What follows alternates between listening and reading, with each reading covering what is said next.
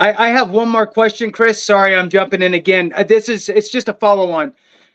And I know that, you have some great stories. I would love to just hear a very short version of a couple of them with regard to, we all think about pay. So what could pay look like if I'm looking to change careers? I want to jump into cybersecurity or some sort of tech field, get some certificates, and get a little help finding a job. What kind of pay ranges could I be looking at? You can give me a couple examples of folks that you know. I know that you have been very close with some of these graduates because you care and you're paying attention to what's going on. So these success stories resonate. So I'd love to hear a couple fast ones. Yeah. So for me, my favorite rank was first lieutenant. I got to be a platoon commander for 3 years, and I really got to know everybody well. And in this job, I get to know the students as they come through. I'm going to give an example of one of my students from California, from regular NPOWER. And I want you to ask me about NPOWER Skill Bridge later. But her name is Celeste. She was an Army Humvee mechanic, and she was working in a hospital as a night security guard, making minimum wage. She was, I believe, a single parent.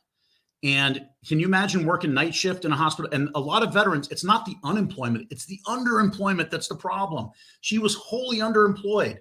I don't know who this woman was that walked into the hospital and told her, you need to sign up for NPOWER. They had a little conversation over coffee, and this woman made her promise she was going to sign up for NPOWER. So we got her application. She came in, and when she finished our class, she had 3 or 4 certificates, and she went to work for a company called Virtusa. Well, Virtusa was subcontracted by Google to test Google's robots. So she became a robot tester.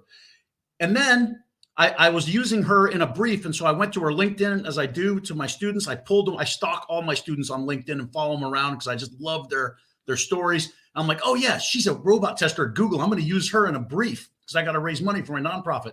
And I look, and the thing says FS Studios. I'm like, what? That's not where she works. She works at Virtusa. So I looked into it, and it says job robot wrangler at FS Studio. I'm like, that's not even a real job. What is she doing? So I clicked on, I looked up FS Studios, and I looked up careers, and there's like 5 application things there for robot wrangler. It is a job, and it starts at $102,000 a year.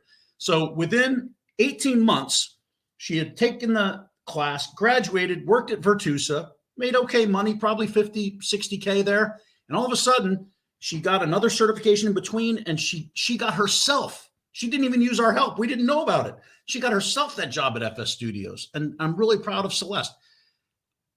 This was a single mom with a kid at home working in a doggone hospital doing night security. And a lot of us, we don't value ourselves. We're like, oh, what can I do? I can't write my resume, or these people can't recognize what I've done. Well, that's a great example right there of what you can do. And you just need to get in the training, pay attention to it, and work hard. And there you go.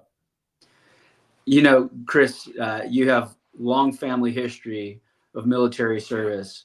Your pops, yourself, and I know your son were all in the same unit. Tell us a little bit about what you learned from helping your son think through additional transition options as well. Yeah. So, so my son was in 3rd Battalion, 4th Marines Lima Company.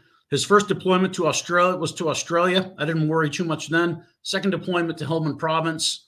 And, that was in the Badlands, and it was a pretty kinetic time. Let's just put it that way. When he came back, went down to the basement, drinking beers, playing video games, hanging out down there.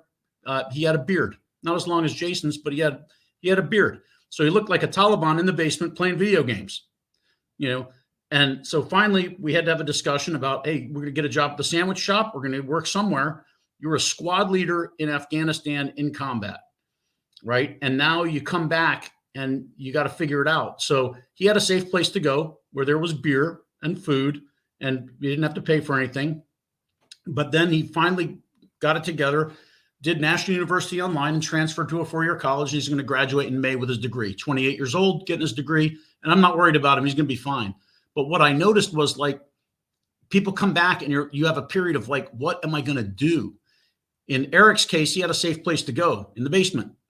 A lot of kids go back to Oakland or Detroit or wherever else. They don't have a safe place to go. And this is a huge risk.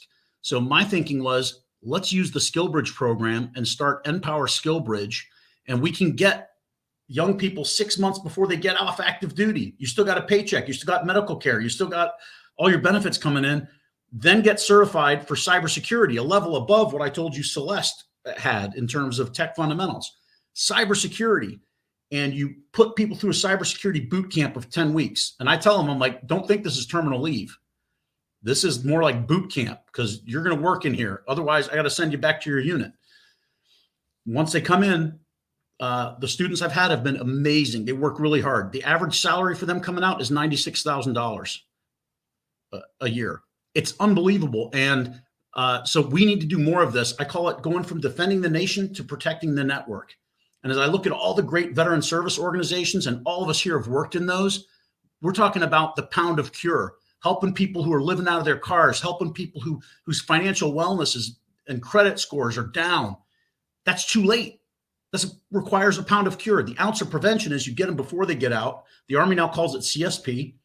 And you get them into a program like NPOWER SkillBridge, cybersecurity, train them up. And then I've got a veteran spouse, Romy Clark, who's my placement. She has all the recruiter connections, and she looks at how people do in the class and what their aptitudes are, and she vectors them toward them, and they're getting hired. We have really great, of our first year, we had 86% hired.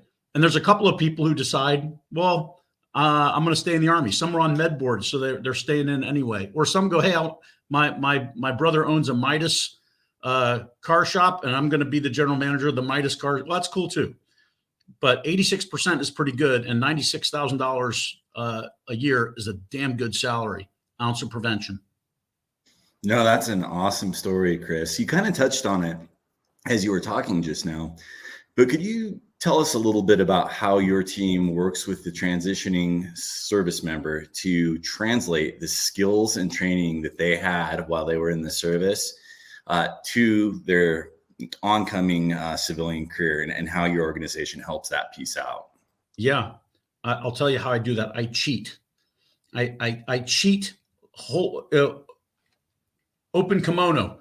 I have a guy named Kevin Bottino, Air Force veteran, who does this for a living. I bring him into my classroom, and he works individually with every student. And this last cohort, 70 students. The guy's amazing. And that is one of the reasons I raise money for my nonprofit. He is the best, and I want the best for my students, right? So he, of course, gives us a discounted nonprofit rate, but he really knows how to do this. And I learn from him every time I watch him operate in the classroom. That's a really important thing. And then taking that and putting it on LinkedIn. We have LinkedIn military veterans from LinkedIn come in our class and say, okay, this is what you need to do with your LinkedIn. And in the course of the NPOWER SkillBridge program, we're building a resume, and we're building LinkedIn. And we have heard back from employers, these are some of the best resumes we've ever read. And Kevin Bottino, you can Bottino, you can Google him. And, you know, I can't do a selfless plug for his organization, but he has made a huge difference for us, and keeps teaching us with every class.